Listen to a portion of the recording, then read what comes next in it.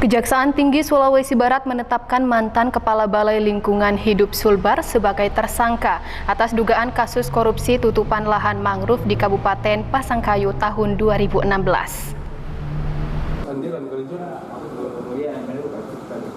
Kejati Sulbar tetapkan mantan Kepala BLH Sulbar, inisial FN, umur 63 tahun sebagai tersangka atas dugaan kasus korupsi tutupan lahan mangrove di Pasangkayu tahun anggaran 2016 yang menyebabkan adanya kerugian negara sebesar 1 miliar rupiah lebih.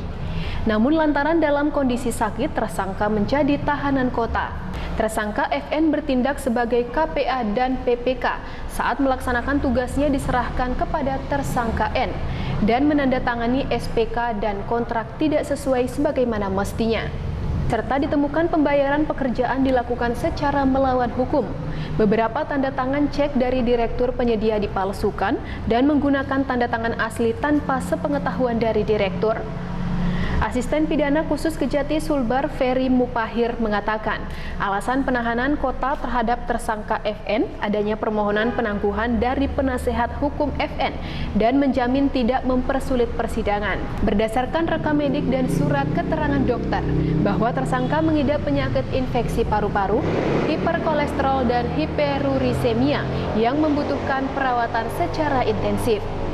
Penahanan kota terhadap tersangka FN adalah bahwa adanya permohonan penangguhan penahanan dari penasihat hukumnya disertai adanya pihak yang menjamin terhadap tersangka FN ini untuk tidak mempersulit persidangan.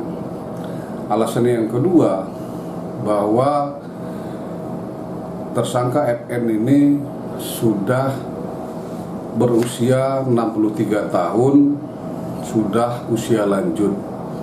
Kemudian juga alasan yang ketiga, terhadap tersangka FN ini sesuai dengan rekam medisnya, tersangka mengidap penyakit paru-paru, kemudian hipertensi, kolesterol tinggi, dan asam urat yang menurut surat keterangan dokter harus secara rutin kontrol di rumah sakit.